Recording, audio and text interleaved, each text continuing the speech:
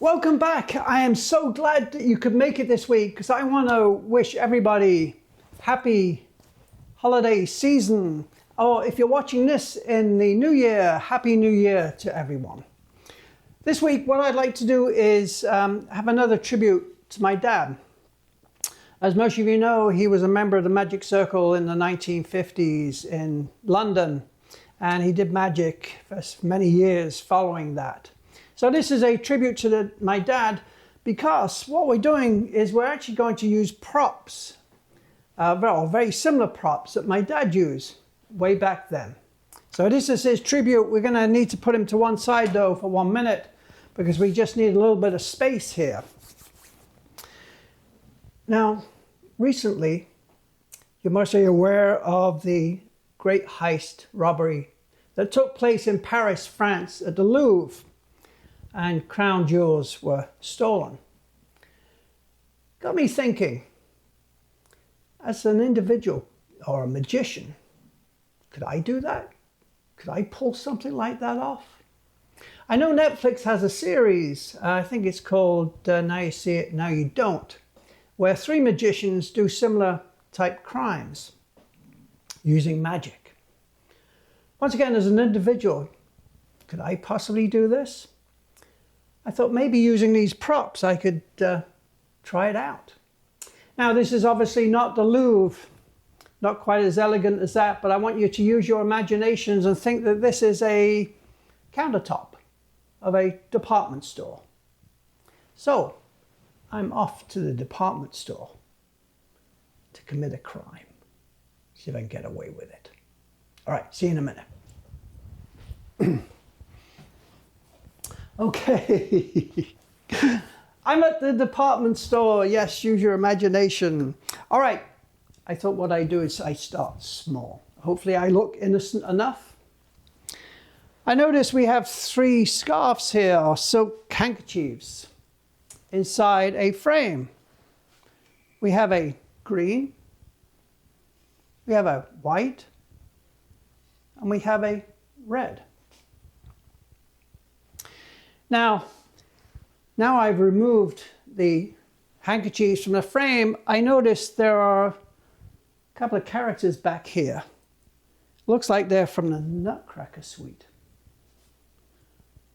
Maybe they're security guards in disguise. I'm a little bit paranoid. So what I'm going to do is think like a criminal. I'm going to hide the crime scene. So I'm going to take this black cloth. I'm going to place it over the frame like so. Okay. Hopefully that has now hidden the evidence. However, we still need to get the scarves out of the store. Clearly, I cannot take them like this. They are so bright that everybody could see that. So I need to try and disguise them. I noticed we had 2 tubes here, a red and a white, and a canister. Now, it's possible. What I could do is take this tube, place it over the canister, and sneak it out of the store that way. So let's give that a try. Take the top off the canister here, and we're going to start off with the red handkerchief. We're going to place that in, followed by the white, and then finally the red. And we place those inside the canister like so. And we take our tube and we're going to cover it over the canister. Now, I may have to take this a step further. You know, when people rob banks, they have a getaway car, but then they change cars and they may change a car to a third car, so the police car, it's harder for them to track them down. Maybe I need to take this one step further and possibly take the canister from the red tube, put it into the white tube. Before I do that though, let me show you a little 1950s magic. Yes. What I'm going to do is I'm going to take my wand, circle the tube with the wand, and all of a sudden the canister rises. I'm going to turn it, shake it round again, and all of a sudden the canister disappears back in the tube.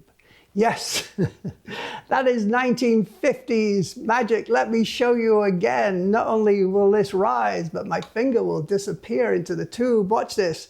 Right, here we go. Oh, as you can see, the canister is rising again.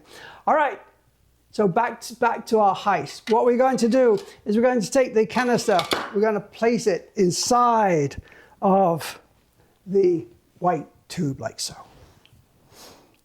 All right. Now, I just noticed one thing.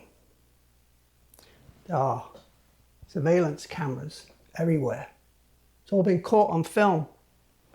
Me taking the handkerchiefs from the frame, put them into the canister, taking the canister, putting it into the tube over the canister, and transferring it to the white tube, all caught on film.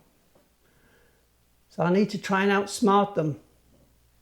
Once again, what I'm going to do is I'm going to take my wand, give this a twirl like this. And now, all of a sudden, the canister and the scarves have now converted to a snowman. Yes, not only that, what I'm going to do is I'm going to take that snowman and I'm going to take it here and place it inside of this box. In a drawer. I'm going to close up the drawer. I'm going to get my wand once again and give this a tap. Now all of a sudden our snowman has converted into Santa Claus, like so. All right.